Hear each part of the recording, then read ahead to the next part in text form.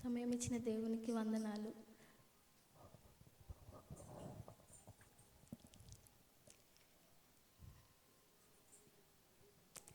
గడిచిన సంవత్సరం అంతే కాచి కాపాడి సజీవులకుల నిలబెట్టి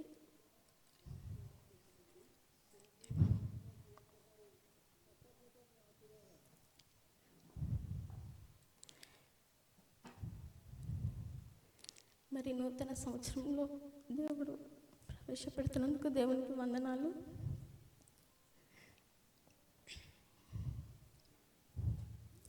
లూకా సువార్త 13:6.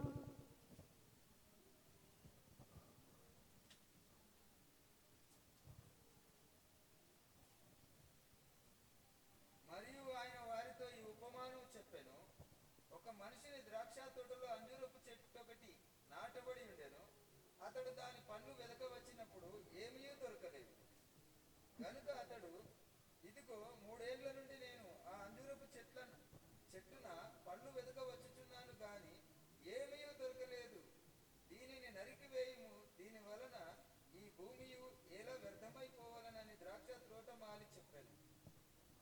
అయితే వాడు, అయ్యో, నేను దాని చుట్టూ త్రవ్వి ఎరువు వేయు మట్టుకు ఈ సంవత్సరము కూడా ఉండనిమ్ము.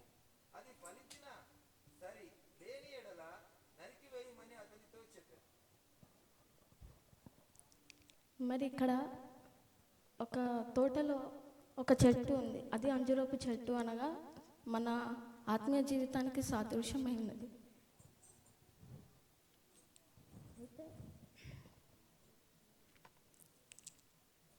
ఆ యజమాని ఆ చెట్టు పండ్లను వెతుకుతున్నాడు, కానీ ఒక్క ఫలము కూడా లేదు అని అక్కడ చెప్తున్నాడు.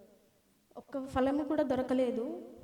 గనుక అతడు, ఇదిగో 3 ఏళ్ల నుంచి నేను ఈ అంజూరపు చెట్టు పండ్లను వెతుకుచున్నాను కానీ ఏమీ దొరకలేదు, దీనిని నరికివేయము అని చెప్తున్నాడు. అయితే మన ఆత్మీయ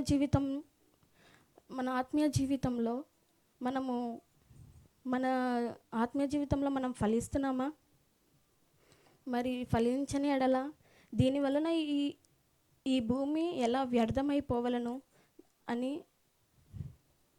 ద్రాక్ష తోట మాలితో చెప్పాను.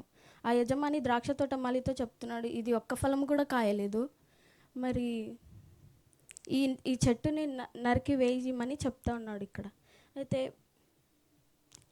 ఆ తోటమాలి ఏమంటున్నాడంటే, అయ్యా, నేను దాన్ని చుట్టూ త్రవ్వి ఎరువు వేయుటకు ఈ సంవత్సరము కూడా ఉండనిమ్ము అని ఆయనతో చెప్తా ఉన్నాడు అనమాట.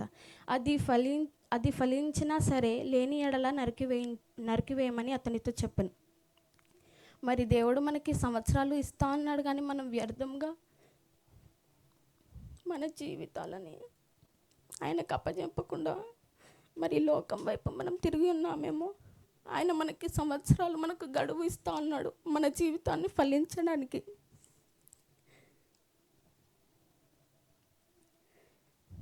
ఫలించని చెట్టుని మరి వాక్యంలో ఉంటుంది, ఫలించని చెట్టు నరకబడి అగ్నిలో వేయబడును అని. మన ఆత్మీయతలో మనం ఫలిస్తున్నామా అని మనం ఒక్కసారి గ్రహించుకోవాల్సినది ఉంది. దేవుడు మనకి సంవత్సరాలు ఇచ్చినప్పటికీ మనము వ్యర్థముగా వాటిని పోనిస్తూ మరి లోకాశలలో మనం ఉంటున్నాము. దాని నుండి మనము విడుదల పొందాలంటే దేవుని దగ్గర మనము సమీపంగా ఉండి మరి వాటిని జయించి మరి నిత్య జీవమునకు పోవడానికి మనము ఎదురు చూడాలి. దేవుడి వాక్యం దీవించు. హల్లెలూయా.